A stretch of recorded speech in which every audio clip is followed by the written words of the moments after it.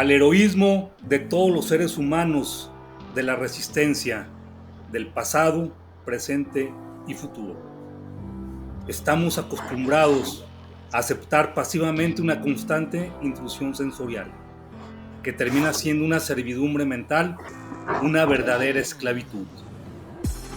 Resignarse es una cobardía, es el sentimiento que justifica el abandono de aquello por lo cual vale la pena luchar.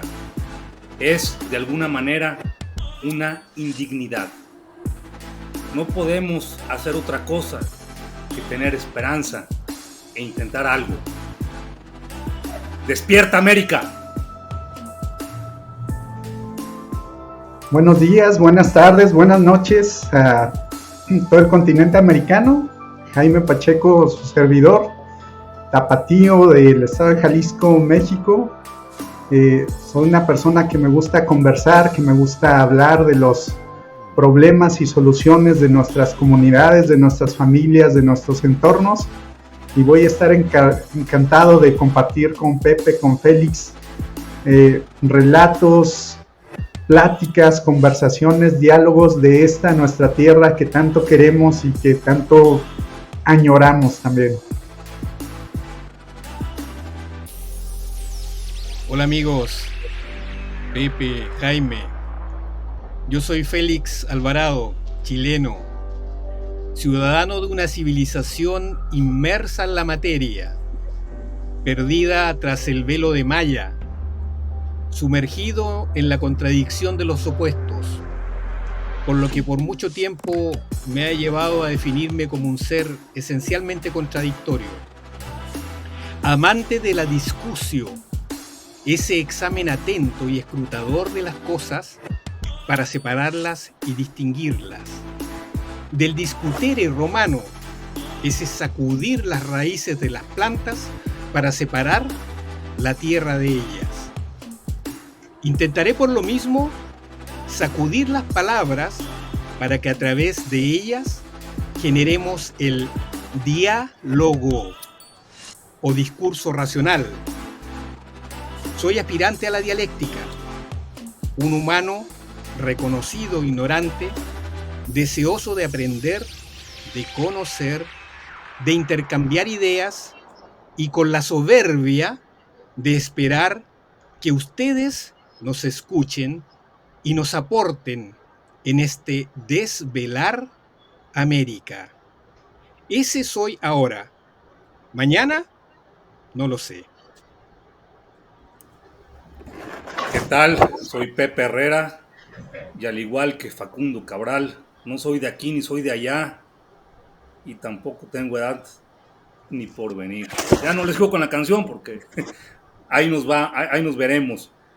Bien contento de participar en este primer podcast y como lo dice Félix, para ir quitando unos velos, velos que también uno lleva en el fondo de su ser. Fíjense cómo esta nostalgia eterna de amor que llevamos y la inclinación al mal que nos seduce y nos posee, muchas veces sin que nosotros comprendamos el sufrimiento que nuestros actos provocan en los demás. Eso nos consume. Hoy, y como lo decía Eduardo Galeano, este es un mundo que te domestica para que desconfíes en el prójimo y que sea una amenaza y nunca una promesa. Aunque en realidad nos domestica para todo. América, el nuevo continente, ¿qué significa eso de América para los americanos? Nos sentimos y nos vemos iguales desde la isla del Príncipe Eduardo a la Patagonia. ¿Y por qué y para qué? ¿Qué sentido tiene redescubrir América? De eso va este podcast y estas ganas de charlar.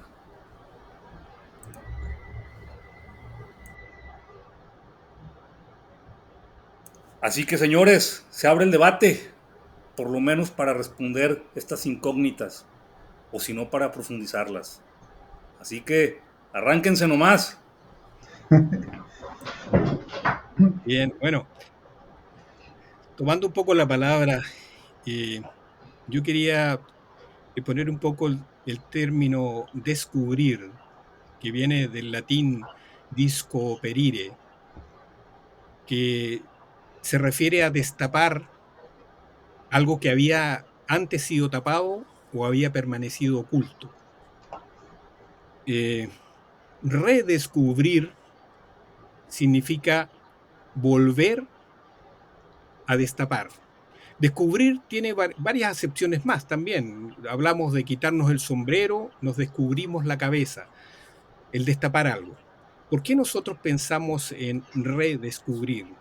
Porque creemos que la visión que existe o que existía hasta hace un tiempo del descubrimiento de América, que fue fechada históricamente el 12 de octubre de 1492 de una manera arbitraria, incluso el nombre América, todo un continente, dado por Américo Vespucio, también de forma arbitraria, sin considerar en lo más mínimo a los habitantes originarios, nativos de este continente, es algo también arbitrario.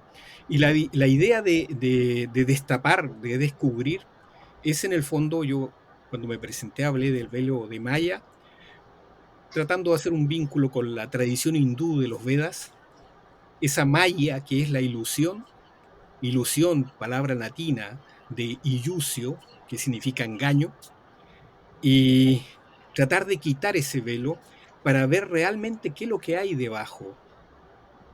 Evidentemente, nosotros somos un continente extenso que ha sido, digamos, conquistado por dos pueblos.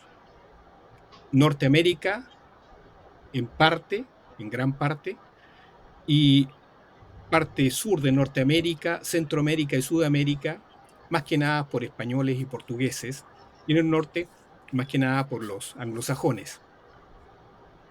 Hay una gran diferencia allí. Los españoles, y bueno, diferencia en el sentido que la conquista en este lado de América generó un mestizaje, a diferencia del lado Norteamérica de los anglosajones.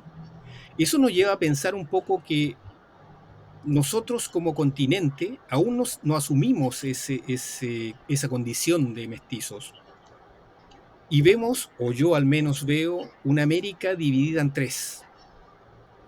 La América nativa, la América que llamo conquistada, y la América conquistadora, y la América mestiza. Cuando hablamos de la América nativa es todo lo que queda de lo que estaba, de lo autóctono, pre-Colón, los pueblos que aún queda, que aún mantienen sus lenguas, muchos que ya han desaparecido, producto de esta invasión extranjera. En Chile, pueblos del sur de Tierra del Fuego, como los Selknam, los Cahuéscar, desaparecieron con actos de barbarie increíbles, y no hace mucho tiempo atrás, estoy hablando de principios del siglo pasado, nada más. Y esa América conquistada o conquistadora, que es la América que está siempre mirando a otro continente, mirando a Europa o mirando a Estados Unidos, que se ve como descendiente directa de ellos y ve a lo nativo como inferior. Y la tercera América que yo veo en este somero análisis superficial y tal vez hasta simplón, es la América mestiza, la que surge de esa mezcla de esas dos razas, porque el español sí se mezcló con el nativo americano. Y allí surge un nuevo grupo, que es un grupo desarraigado, que al parecer no pertenece a nada, porque los otros dos grupos suelen no darle pertenencia a esta América mestiza. es una América la más numerosa y sin raíces. Allí es donde me gustaría poder sacar ese velo que está encima, que oculta todo esto. A ver, yo sí quisiera precisar algo con el velo. Cuando hablamos de raza, entendería yo que nomás existe una raza, o sea, la raza humana, o hay de razas a razas. Y quiero precisar también, en el caso particular de México, la conquista no fue un tema de los nativos y llegaron unos güeyes de fuera y nos dieron en la madre. Y digo nos dieron porque así nos sentimos. Yo no soy nativo. Quizá puedo ser nativo de la India, o de aquí no sé. Pero a ver, los aztecas eran conquistadores y conquistaban otros pueblos, incluyendo los alrededores. La conquista de este país, estoy en México, la hicieron los nativos, no la hicieron los extranjeros. ¿Por qué?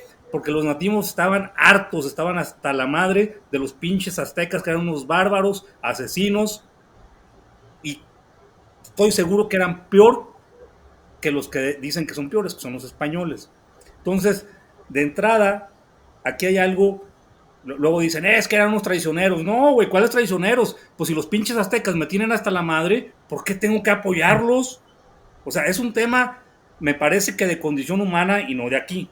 O sea, siempre todo pueblo que es, en teoría, superior en armamento, en arquitectura, en cultura, conquista a los demás, esté donde esté. Y los incas eran iguales. Allá en Chile, no sé si alcanzaron a llegar los incas. Lo que sí hubo en Chile también es una ola, y esto de alemanes en la Segunda Guerra Mundial que huyeron después de la Segunda Guerra Mundial. También una ola de alemanes, holandeses, que también hizo una mezcla, iba a decir extraña, pero en realidad no, hizo una mezcla atractiva. Hizo una mezcla atractiva, hay que decir también las cosas como son. Pero sí me parece que el primer velo que hay que quitar es que la conquista no fue entre unos contra otros. Fue una mezcolanza.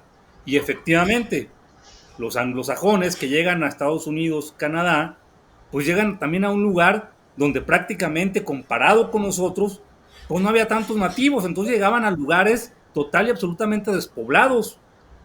Y entre ellos, pues eran los únicos que se cruzaban. Pues no había más. ¿Sí? No, entonces, parece, bueno, no, o si había nativos, los arrasaban, mi Pepe. Pero sí, permítanme retomar algunas cosas que dijo Félix y algunas de Pepe.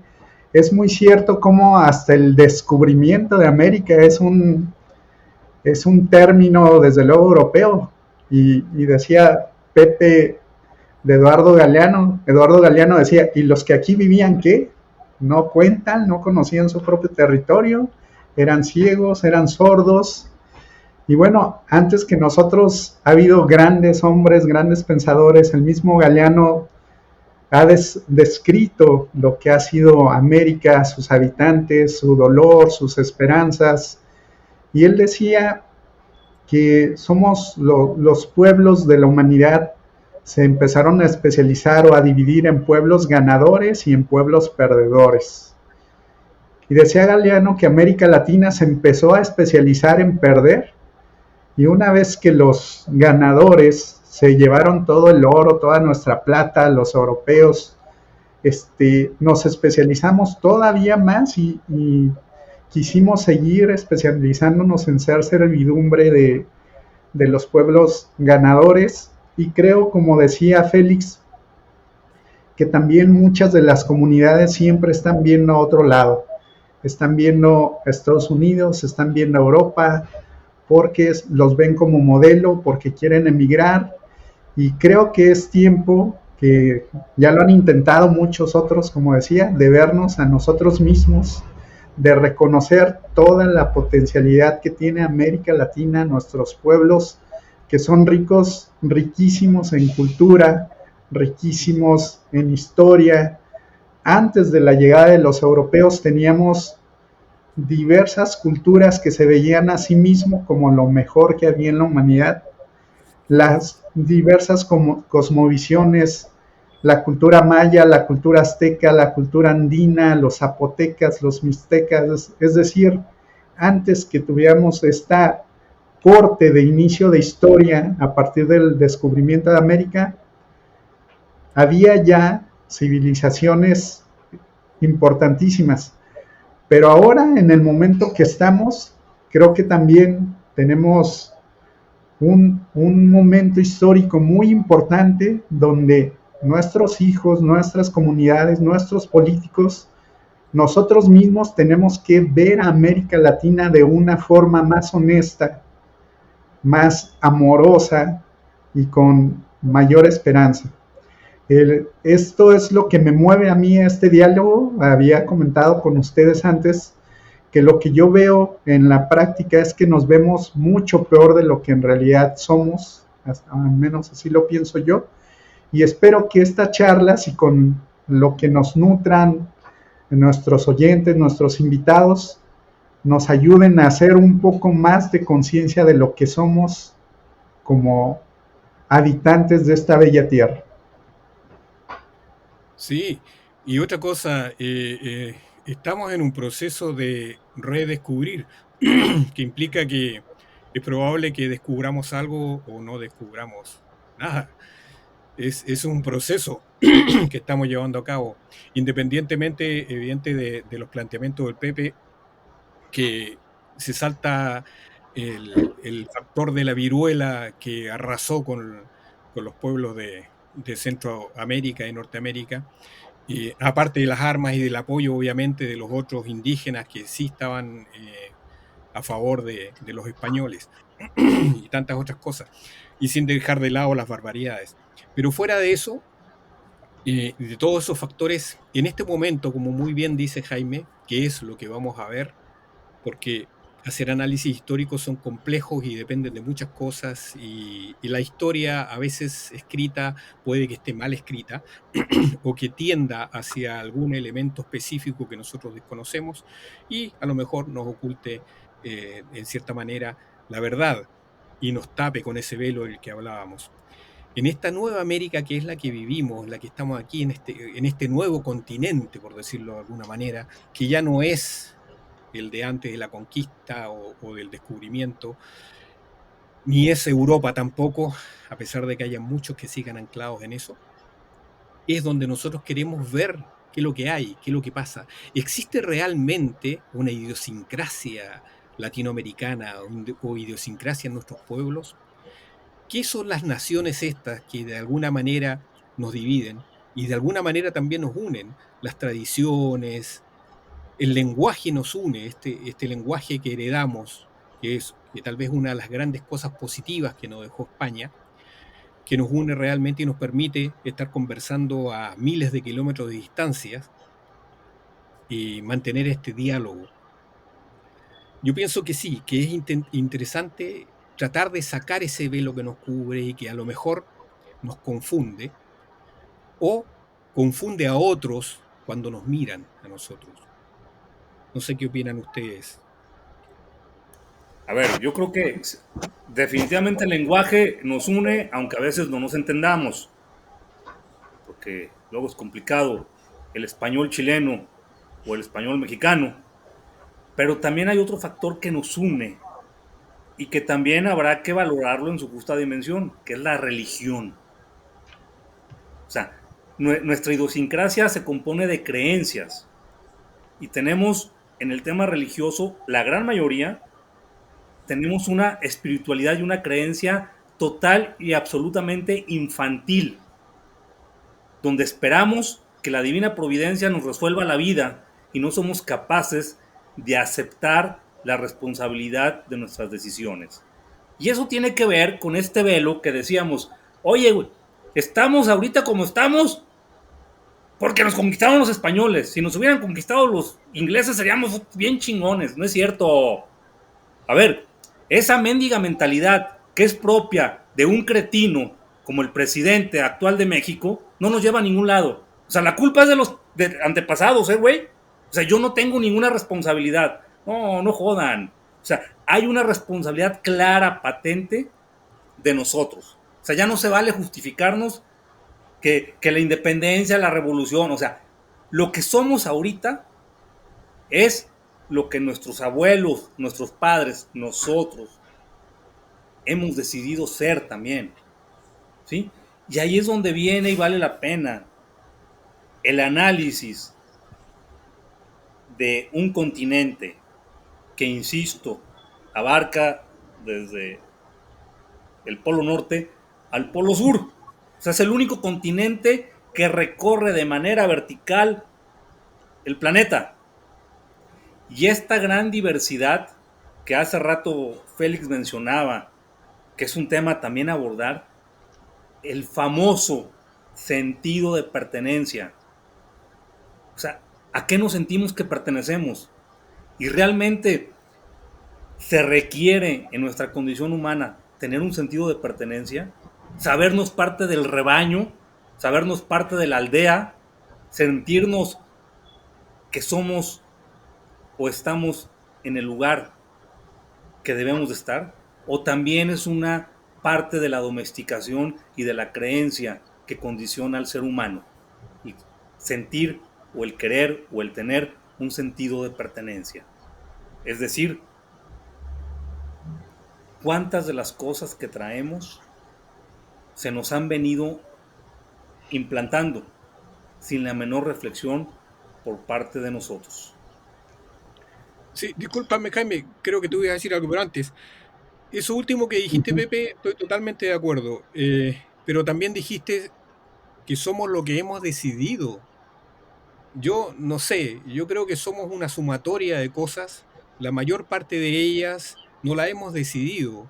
Naciste en una familia que si era cristiana, te bautizaron, te dieron la primera comunión, la confirmación y todo, sin que tú tengas derecho a decir nada. Te metieron en un colegio, te integraron en un colegio, en un barrio, donde tú hiciste amistades y donde ese colegio podía tener un tipo de enseñanza específica que tampoco tú pudiste decidirlo, y eso te fue conformando. Y a lo mejor en algún minuto llegaste a correr un poco el velo, a sacudir un poco eso que te tapaba y hacer lo que decía Descartes, ¿cierto? Que al menos una vez en la vida reniegues de todo para que te des cuenta Claro. que las cosas pueden ser diferentes.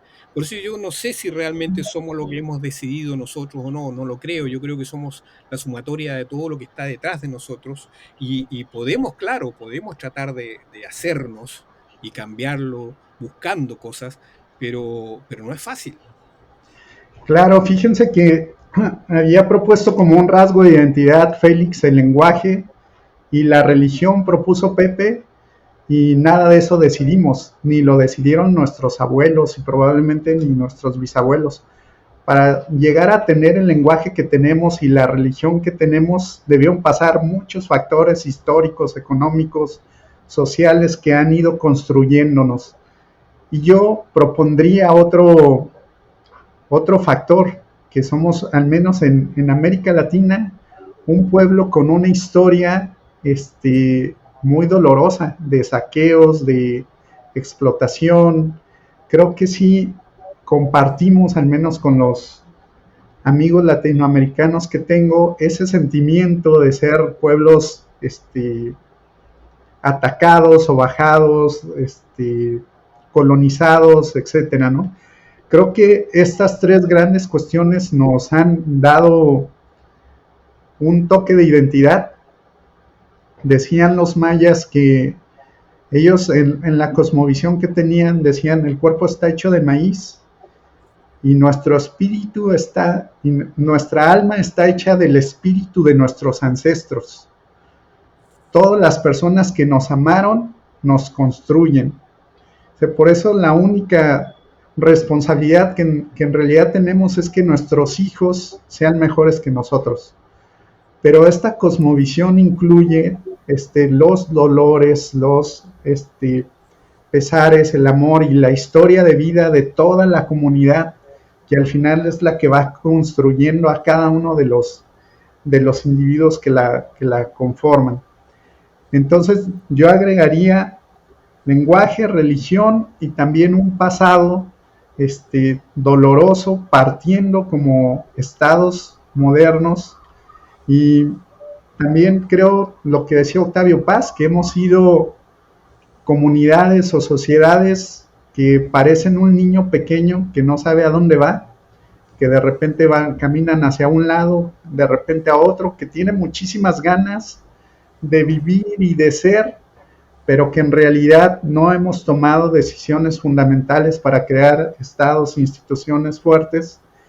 Y cuando parece que vamos hacia algún lado, de repente viramos. Hemos sido muy inconsistentes en crear cosas fundamentales como el municipio, el sistema educativo, el sistema de justicia, los sistemas de salud, etcétera. Esa es la aportación que yo quería hacer en este punto. A ver, Jaime, pero otra vez, perdón que les diga, el saqueo. A ver, vamos viendo. Los tres países, bueno, sí, por los tres países, hay varios, por los tres países más jodidos del continente, Venezuela, Nicaragua y Cuba. A ver, ¿quién lo saqueó? A ver, ve el caso de Nicaragua. Pasamos de un dictador Somoza a una barbarie con un imbécil que gobierna con su esposa, que era luchador contra Somoza. Te aseguro que estarían mejor con Somoza que con el imbécil de Daniel Ortega. Vete al caso de Venezuela. O sea, partes de un pinche loquito, de un loco egocéntrico, maniático, muy parecido al que tenemos, Hugo Chávez, y luego llegas a otro imbécil como Maduro. Vete al caso de Cuba. ¿Quién? O sea, ellos son los saqueadores. A Cuba los saqueó Fidel Castro. A ver, y luego vete a los héroes. ¿Cómo hay gente que puede poner de héroe o de ejemplo a Fidel Castro o al Che Guevara? Par de cretinos, asesinos, maniáticos. O el mexicano, Pancho Villa. A ver, esas son, perdón que lo diga, esas son las chingaderas que tenemos de referencia. No, por Dios. Y no hay ningún saqueo, ni son extranjeros. Y te vas al Chile, de Pinochet, de Allende, lo mismo, o sea, pugnas internas. Ya vemos, digo, eso está bien documentado. Evidentemente en la pugna, que yo lo he dicho, Allende cometió muchos errores, sí. De entrada, a ver, yo no me lo imagino ahorita. Como dice Félix, la historia hay que analizarla desde, no en tiempos presentes, porque tenemos otros valores. Pero a ver, imagínate a Salvador Allende recibiendo una ametralladora de Fidel Castro, sacando una fotografía con el pinche fusil disparando al aire, un presidente. Eso es de locos. Y como esa locura hizo varias, pero eso no justificaba o no justificó que la CIA interviniera y dieran un golpe de estado y llegara un güey peor en todos sentidos como Pinochet. Y que llegara que terminó siendo un vulgar asesino y un vulgar ratero, porque es un ladrón. O sea, está probado, es un ladrón. Que escapó de la justicia también por cobarde y maricón. Perdón, ya dije algo que no debía decirlo. Oye, ya lo dije. Termino. Ve, por ejemplo, cómo la transición chilena tuvo la sensatez de eso, de una transición que al pasar también los años, la esperanza en esa transición se descompuso. Y otra vez vuelves al origen, lo que decías, Jaime. Perdón, Félix, te dejo y perdón el tema la palabra, la expresión que usé.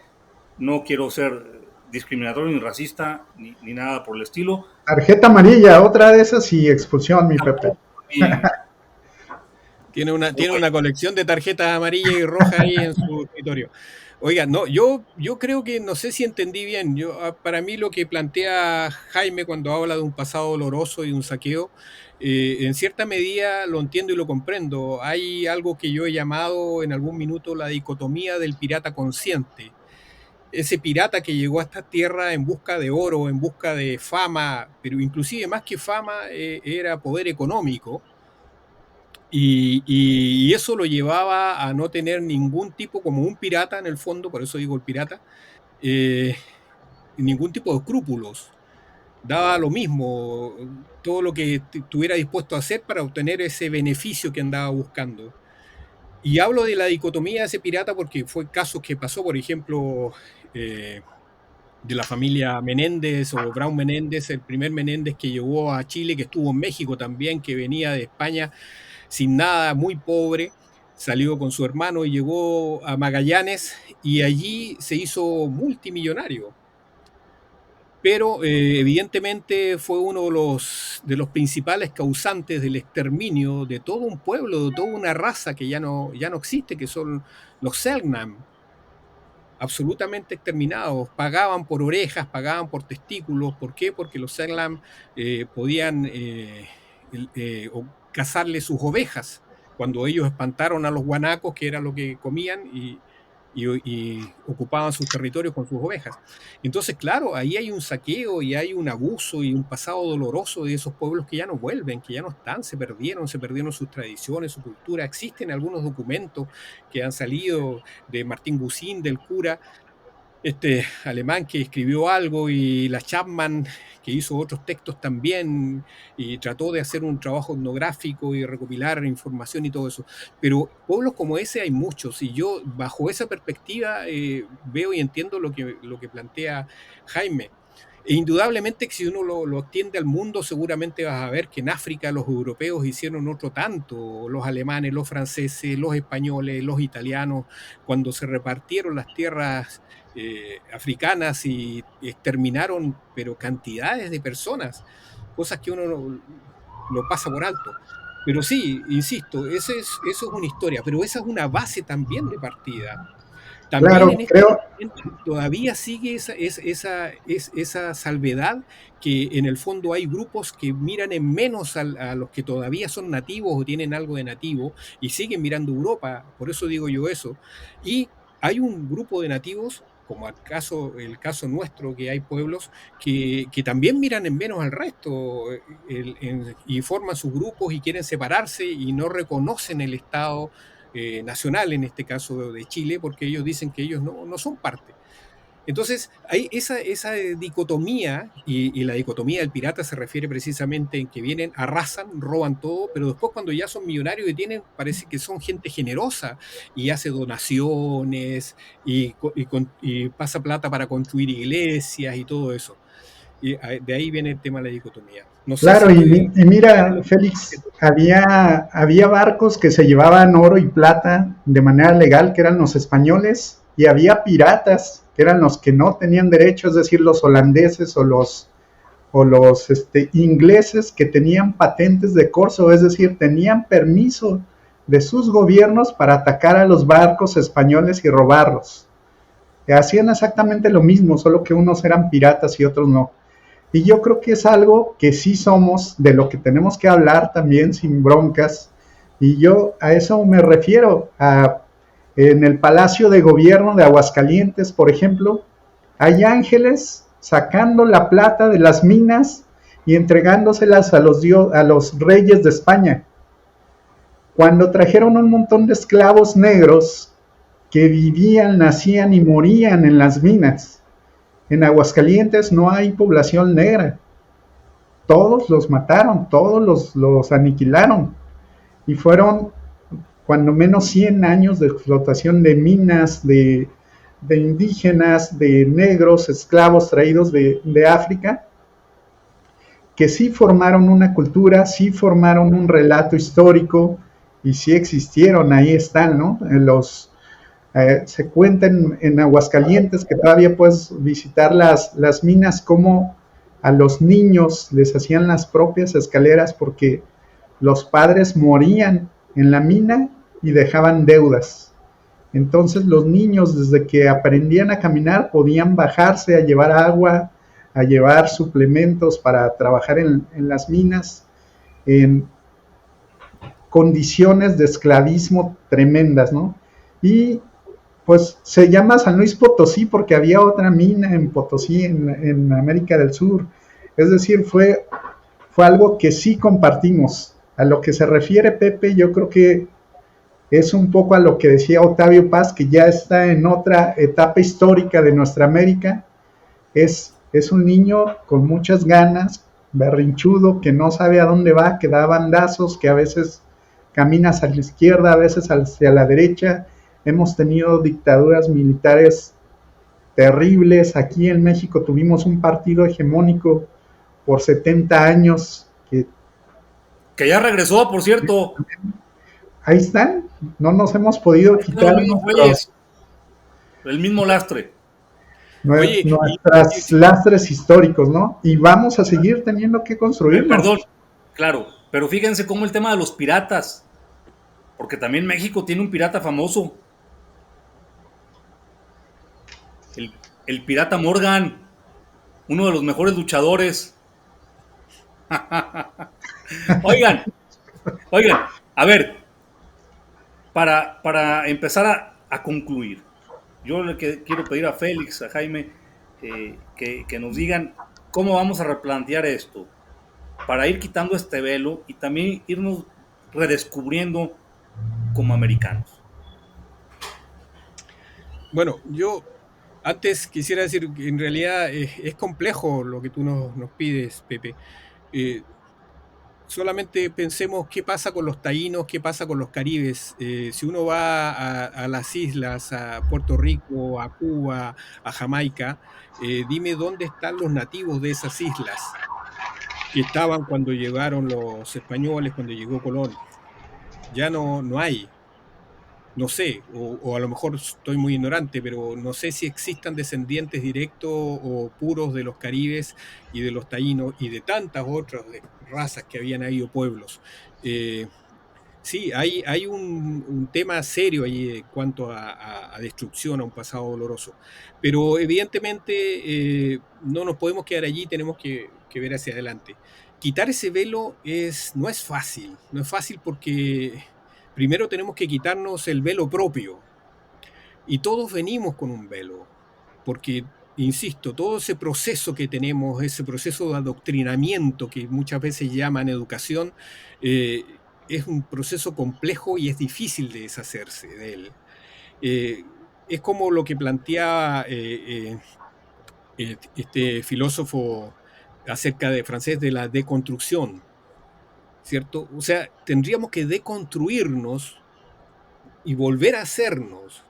Es como cuando se habla del machismo. Es difícil decir en sociedades como las nuestras cómo te deshaces de un machismo que desde niño te lo estuvieron inculcando. Claro, tú ves ahora y dices, sí, es cierto, es un absurdo, es un acto machista, no debe ser. Pero tienes que hacer ese proceso de deconstrucción, de borrar, ir hacia atrás y borrar eso que te inculcaron desde niño. La religión, sea cual sea, también es un proceso complejo. Algunos quieren hacerlo, otros no, a algunos les cuesta más, etc. Entonces, es difícil correr ese velo si nosotros mismos no sacamos los velos que nos tapan.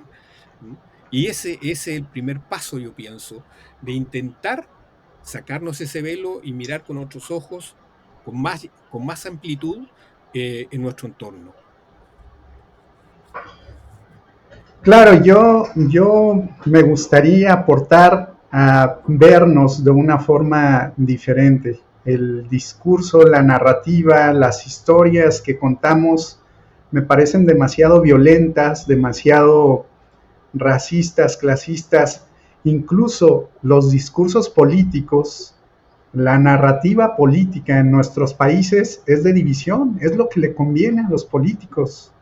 Si dividen al país en 50% y 50%, probablemente ya ganaron. Es decir, la división también reditúa, pero reditúa a unos cuantos. Y somos pueblos que históricamente han sido bastante desiguales también. Unos pocos tienen mucho y las grandes mayorías tienen muy poco. Entonces, lo que a mí me gustaría aportar es un poco a empezar a discutir sin agresiones, sin violencias, desde otra perspectiva, para abonar a conocernos, autoconocernos, descubrirnos, redescubrirnos, hablar de nosotros, de lo que nos constituye, de nuestra historia, de nuestras tradiciones, de nuestra costumbre, de nuestra grandeza histórica, de la riqueza cultural que tenemos y, ¿por qué no?, de la potencialidad que tenemos como pueblos hermanos de América y de América Latina. La Universidad Nacional Autónoma de México, la UNAM, tiene en su escudo desde México hasta Argentina. El lema es: por su raza hablará mi espíritu. Por mi raza hablará el espíritu.